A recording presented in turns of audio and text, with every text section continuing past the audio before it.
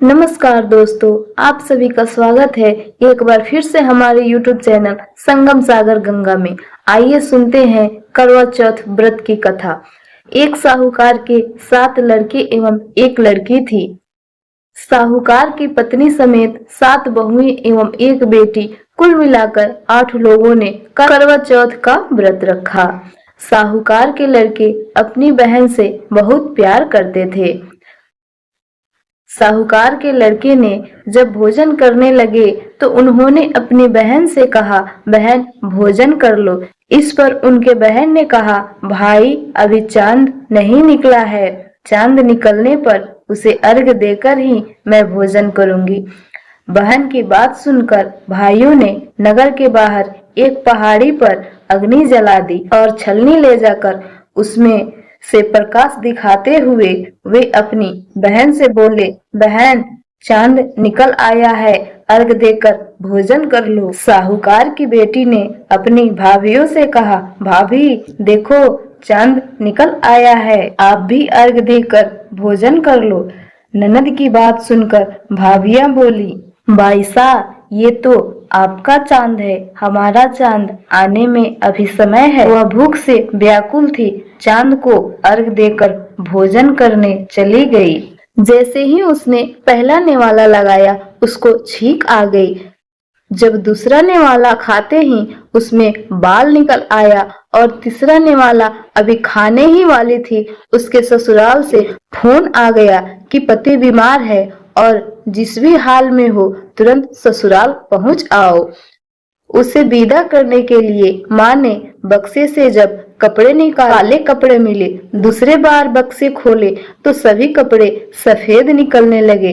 बेटी बोली, माँ तुम रहने दो, मैं चली जाती हूँ। माँ घबराकर बेटी से बोली, बेटी रास्ते में जो भी छोटा बड़ा कोई भी दिखे सबके पैर पड़ते जाना, जो भी पुण्य सुहागन होने का आशीर्वाद दे वहीं अपनी पल्ले में गांठ बांध लेना। बेटी बोली, ठीक है, और वह अपने ससुराल के लिए चल दी। रास्ते में जो भी मिले सबके पैर पड़ती गई। सबने सुखी रहो, पीहर का सुख देखो, खुशी रहो का आशीर्वाद दिया।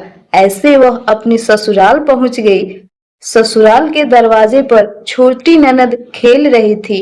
जब उसके पांव छुए तो उसने आशीर्वाद दिया, सदा सौभाग्यवती रहो, पुत्रवती रहो और पूर्ण सुहागन हो। यह सुनते ही उसने अपनी पल्ले से गांठ बांध ली। घर में अंदर गई तो उसने देखा कि उसका पति मरा हुआ जमीन पर लेटाया गया है और उसे ले जाने की तैयारी हो रही है। वह देख बहुत रोई, बहुत चिल्लाई। जैसे ही वह जाने लगा वह रोती चिल्लाती हुई बोली, मैं इन्हें नहीं ले जाने दूंगी। फिर भी जब कोई नहीं माना वह बोली, मैं भी साथ जाऊंगी। और वह नहीं मानी तो सब बोले, ले चलो साथ में। जब पति को जलाने का समय आया तब वो बोली, मैं इन्हें जलाने भी नहीं दूंगी। तो सभी बोले, पहले तो पति को खा गई, अब उसकी मिट्टी भी खराब कर रही है। लेकिन वो नहीं मानी। गांव के परिवार के सभी बड़े लोगों ने यह फैसला लिया कि इसे यहीं रहने दो, इसके लिए एक झोपड़ी बनवा दो। और वो वहां अपने पति को लेकर रहने लगी। वो पति की साफ सफाई करती और उसी के पास बैठी रहती। उसकी छोटी ननद दिन भर में 2 बार खाना आकर उसे दे जाया करती। वह हर चौथ का व्रत करती, चांदनी रात को अर्घ देती और ज्योत जलाती। तब उसे चौथ माता आकर कहती, 7 भाइयों की प्यारी बहन करवा ले, करवा ले, घड़ी बुखारी करवा ले। वो चौथ माता से अपनी पति की प्राण की भीख मांगती। चौथ माता उसे कहती, जब हमसे बड़ी चौथ आएंगी उनसे अपने पति की प्राण मांगना। ऐसे करते करते सभी चौथ आए और सभी यही कहकर चली गई। जब आश्विन मास की चौथ आई तो उसने बोली, तुझसे कार्तिक की करवा चौथ माता नाराज है, वहीं तेरा सुहाग लौटाएंगी। जब वो आएंगी तो उनका पैर मत छोड़ना।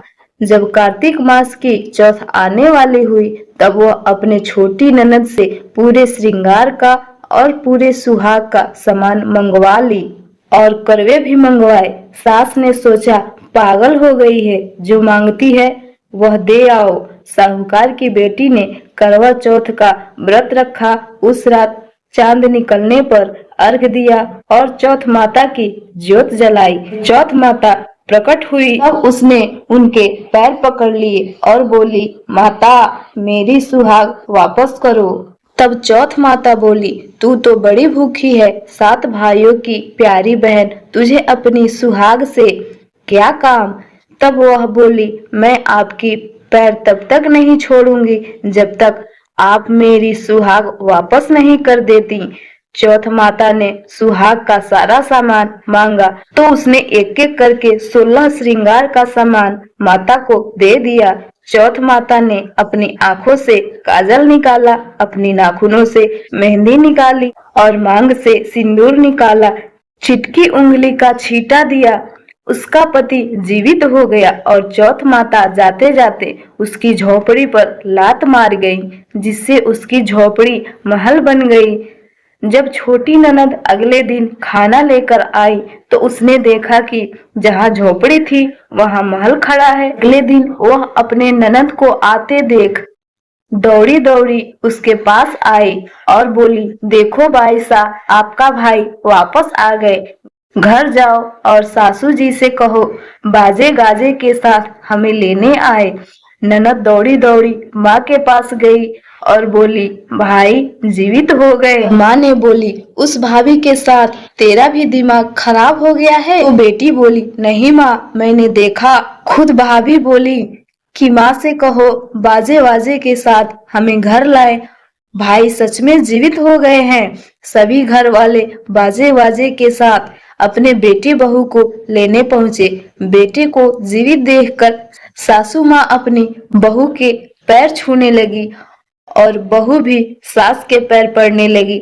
बहू बोली, देखो माँ, आपका बेटा वापस आ गया। सास बोली, मैंने तो 1 साल पहले ही इसे अपने घर से विदा कर दिया था। वो तू ही है इसे वापस लेकर आई है।